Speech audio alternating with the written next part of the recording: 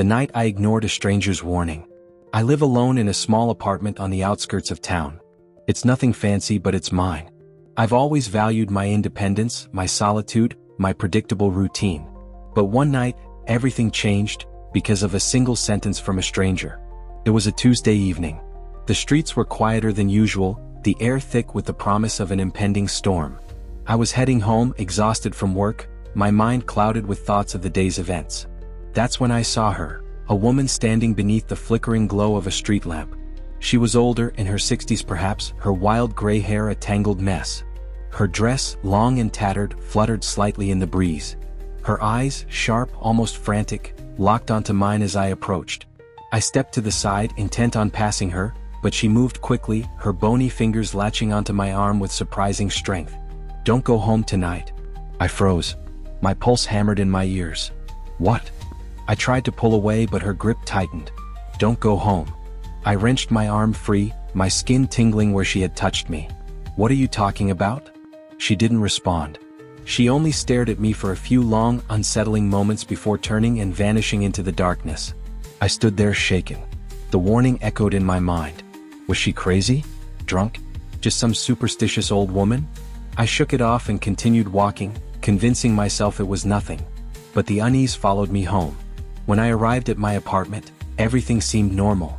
I locked the door behind me, kicked off my shoes, and tossed my bag onto the couch. I made myself a quick dinner, turned on the TV, and tried to relax. But I couldn't shake the feeling that something was off. The apartment felt different, colder, emptier. The building was old, creaky. I told myself it was just the usual noises, just the wood settling. By midnight, I decided to call it a night. I double-checked that every door and window was locked, then crawled into bed. But as I lay there in the dark, listening to the hum of silence, I heard it. A shuffle. I held my breath. Another shuffle. Closer this time. My heartbeat pounded in my ears. My mind raced through rational explanations, but deep down, I knew someone was in my apartment. I reached for my phone, my fingers trembling, but then I saw it. A shadow. Moving across the wall. I froze. The shadow grew larger, morphing, shifting. Then, the click of my bedroom door opening sliced through the silence like a knife. Panic surged through me. I wanted to scream, but my voice caught in my throat. "Who's there?" I croaked, scrambling back against the headboard. No answer. The door creaked wider. A dark silhouette stood just beyond the threshold. Not moving. Not speaking. Just watching. I lunged for my phone, my hands fumbling, my vision blurring with fear. My fingers barely brushed the screen before I felt it. Hot, damp, against my skin. I spun around, but there was no one there. Yet, the shadow in the doorway remained. I was trapped. What happened next was something I never could have imagined. What started as an eerie encounter on the street turned into the longest night of my life. A night filled with horrors I still don't understand. And the worst part? I don't think I was supposed to survive it. But I did. And now, it won't stop following me. The hot, damp sensation lingered on my skin, a phantom touch that sent chills down my spine. I squeezed my eyes shut, trying to convince myself it was just my imagination, the heightened fear playing tricks on my senses. But the shadow in the doorway remained, a silent, menacing sentinel.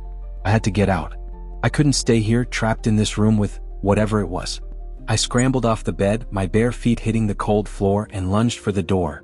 I slammed it shut, locking it with trembling hands, and shoved my dresser against it for good measure. I turned, my heart pounding, and surveyed the room.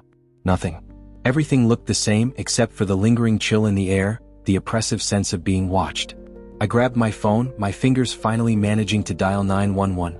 911, what's your emergency? Someone's in my apartment, I whispered, my voice shaking. I think someone broke in. I gave them my address, my hands clammy with sweat. Please hurry, I pleaded. I waited, every creak of the floorboards, every rustle of the wind outside sending my heart racing.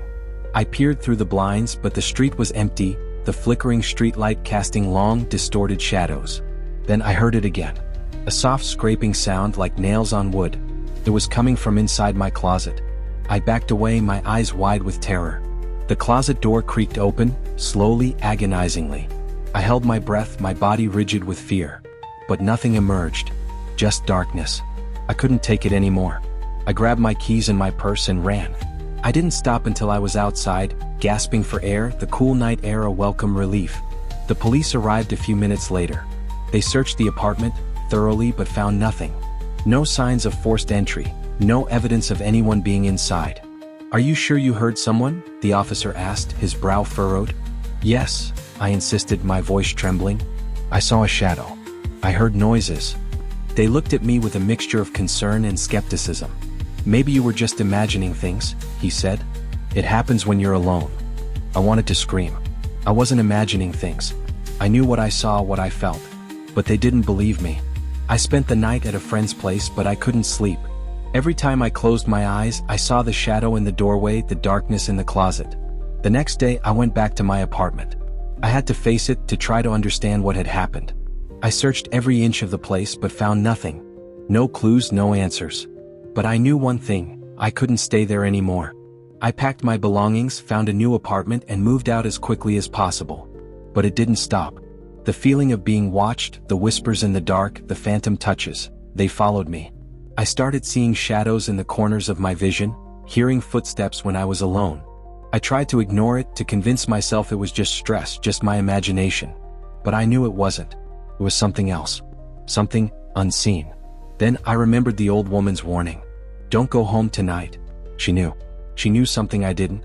I had to find her. I had to find out what she knew. I started searching the neighborhood, asking people if they'd seen her. But no one knew who I was talking about. I felt like I was losing my mind, trapped in a nightmare I couldn't escape.